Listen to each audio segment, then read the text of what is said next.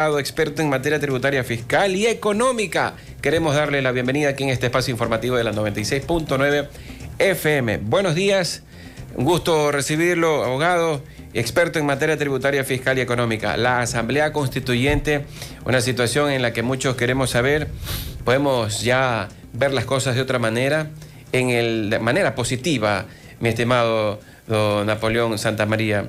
Vendrán cambios, algo en el que todos los ecuatorianos podremos respirar esperanza y un nuevo amanecer. Un gusto saludarlo, bienvenido. Saludos también para ti, apreciado Alex, y a través de los micrófonos de la 96.9 a todos los amigos que nos escuchan, gracias por su atención. A ver, yo creo que sí, hay que dar pasos hacia adelante como país, como nación, pasos hacia adelante. Construir una nueva nación es el reto de los ecuatorianos, que de todos los ecuatorianos, del partido 1, 5, 20, del color rojo, azul, verde, amarillo, de todos debe ser este proceso de construir una gran nación. Y creo que hoy se avecina el proceso constituyente. Claramente, luego de estas protestas inútiles, que no nos han producido nada, se cierran estas protestas de la serranía norte del Ecuador y los resultados es que el país perdió, no hemos ganado nada. ¿Qué ganaron los señores de la CONAI con esto? ¿En qué mejoraron al país? ¿Cuáles son los resultados positivos para los 17 millones de ecuatorianos? Ninguno. Todos negativos, el país perdió, la economía perdió, la confianza y la seguridad que un país debe brindar se perdió. Bueno, estos malos tragos que pasamos en nuestra democracia tienen que ser reemplazados, ojalá por buenos momentos, por buenos actos, por buenos hechos. Y creo que se avecina una asamblea constituyente donde el reto, Alex, está en repensar a nuestro país. ¿Qué tenemos hoy día? Hoy tenemos un país donde la invitación a la inversión extranjera, a nuevos capitales, y esto es lo que tenemos que hablar, no en los grandes foros de debate, de discusión, no, es con los ciudadanos, a usted que me está escuchando, con usted conversar, decirle, mire, si no somos capaces, el Estado, el país, el Ecuador, de atraer inversión extranjera, nuevos recursos para que se fomenten aquí, miren, nuevos hoteles, nuevas agroindustrias, nuevas fábricas, no vamos a poder generar nuevo empleo.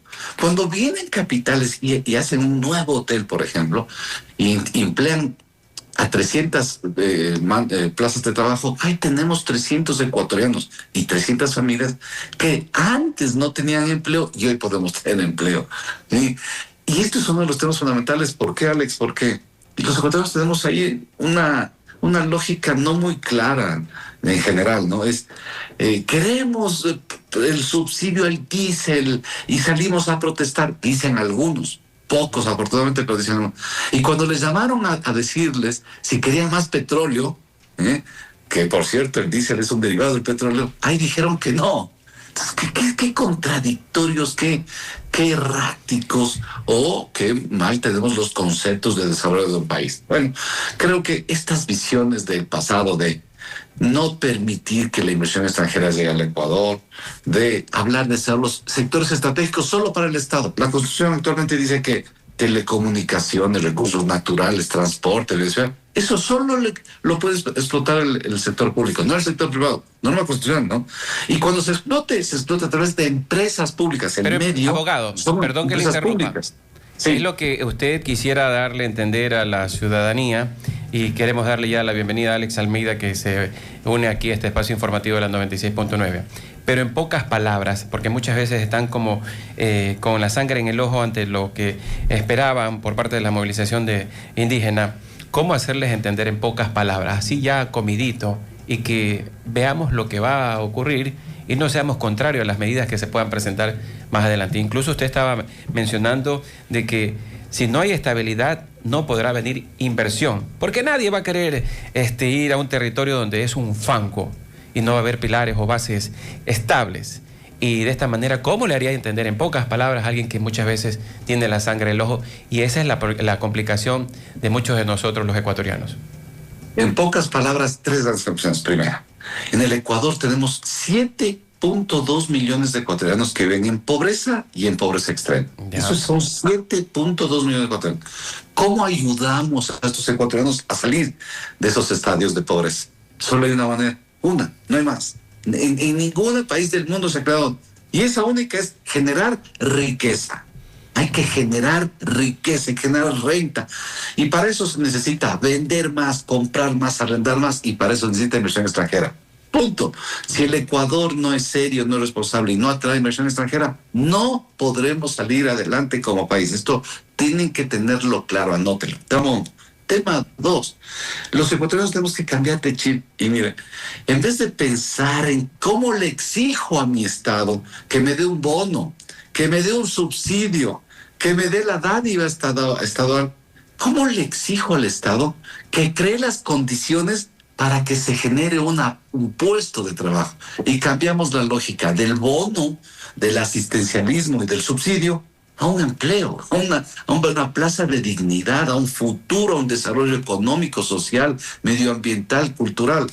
Es que esto tiene que cambiar. O sea, venimos desde los años 70 con esta lógica de el Estado tiene que darnos. Todo lo contrario, el Estado tiene que dar facilidades y la empresa privada es la que tiene que poner los recursos y generar no subsidios, sino sueldos, no asistencias, sino puestos de trabajo. Esto es lo que tendremos que cambiar radicalmente y para eso tenemos que llegar a un acuerdo. Miren, el acuerdo es, este país es riquísimo en dos cosas. Primero, recurso humano. El ecuatoriano es un tipo trabajador, camellador, decidido a trabajar largas jornadas y lo hace muy bien. Uno. Y dos, tenemos la riqueza natural de nuestras montañas, de nuestros campos, de nuestros mares, de nuestros ríos, que es, por algo tenemos el mejor cacao fino de aroma. Quien me escucha, sepa que hemos ganado 7 años el mejor cacao fino de aroma. Y tenemos el mejor café de altura del mundo. No se olvide el camarón, que ya ha desplazado tanto al cacao y otras cosas más. No me lo están nombrando. Y el mejor camarón del mundo, mejor camarón del mundo, y el mejor atún del mundo, y el mejor brócoli del mundo, y la mejor macadamia, y el mejor... Bueno, este país es inmensamente rico. Sumemos esa riqueza natural y esa reserva humana, que es la que yo más rescato. Este país tiene las potencialidades para salir adelante. ¿Qué necesita el Ecuador? Quitarse esa venda nefasta que tenemos en la cabeza de estos sistemas asistencialistas, por no llamarlos de otra manera, para no entrar en discusiones políticas, sino más bien ver hacia el futuro y pensar en un país en desarrollo, en crecimiento, en movimiento, en producción, en ventas, en empleo, en empezar en nuevos estadios. Cuando un país crece su riqueza económica, luego mejora su sistema educativo, su sistema cultural, su sistema medioambiental. Ese es el desarrollo humano completo. Primero hay que atacar eso, generar más riqueza. Abogado, y antes de interrumpirle, tocayo, que usted también quiere hacer preguntas, y algo que también nuestros radioescuchas quieren saber, ¿no? Con todo esto de las movilizaciones, sabemos, aquí no es que el uno ganó, el otro perdió, pero las comunidades indígenas no han quedado con el gusto suficiente para salirse con la suya, por decirlo de esta manera. Pero con el no en la consulta prácticamente es como quererle dar un gol en los penales. Lo entenderíamos de esta manera para mostrar su rechazo a las medidas por parte del gobierno. Mire, algunas cosas para los ecuatorianos que me escuchan rápido. ¿Sabe por qué a Perú? Perú es el doble de la economía ecuatoriana, para los que no sabían. Si Ecuador produce $1, Perú produce 2. Es el doble. Eso quiere decir, no es 10 veces, pero no, es el doble. Muy bien. Pero al Ecuador llegaron el año anterior 400 millones de inversión extranjera, 400. Al Perú llegaron 4.000. Ahí la diferencia, 10-1. No debió llegar tanto a Perú, mejor dicho, debió llegar más a Ecuador. Si tuviéramos eso, por favor, amigo, usted que me escucha, esto razone con su familia, con su barrio, en su parque. Si somos un país tan rico en calidad humana, en gente, en recurso humano y en recursos naturales, ¿cómo no somos capaces de presentarle al mundo esta oferta de que vengan, se sienten acá y que obviamente estos señores, que no son protestas, mi estimado, no fue en Cotacache, no estaban de protestas, ahí hay grupos del crimen organizado que buscan apoderarse de ciertos territorios, como ha sucedido en México en algunos sectores, o como sucedió en sus peores en los años 70-80 con Colombia. Claramente son esos estados delincuenciales tratándose de apoderar de estados formales, y esto es un combate que debemos hacer. Dos, el tema de ¿cómo como país no nos animamos a cambiar esa lógica de acabar las empresas públicas, ¿ya? Que el Estado ya no sea el empresario. Y para muestras, porque tengo muchísimas, pero le voy a dar 3. Ya. Nosotros teníamos una compañía de avioncitos, para usted que me escucha. Si usted ve o utilizó ese, tenemos unos avioncitos que es una empresa que se llamaba TAMI, ¿sí? Y esta era del Estado. ¿Sí? Nunca debió haber tenido estos avioncitos, pero todo. Bueno, esa empresa tenía 470 millones de activos. Teníamos aviones, eso iba a los Estados Unidos, iba al Brasil, etcétera. Hoy es una compañía quebrada que hemos perdido 300 millones en esa compañía. Es decir, 400 que había ya no hay y ahora debe 300. Eso es la empresa pública. Súmele Correos del Ecuador, súmele el ferrocarril, súmele la tragedia de CNT que nos daba 200 millones cada año. Hoy no reporta ni 40 millones y el año anterior pérdidas. Esto es la tragedia del desarrollo. Pero ecuatorianos, ¿dónde nos perdemos? El Estado está para otras cosas. El Estado está para educación. Eso sí, que se dedique a educar. Yo quisiera que los de Otavalo algún día salgan y digan, queremos pupitres para nuestros alumnos. Yo soy profesor universitario y regente universitario de una de las universidades más prestigiosas del centro del país, de la Endoamérica.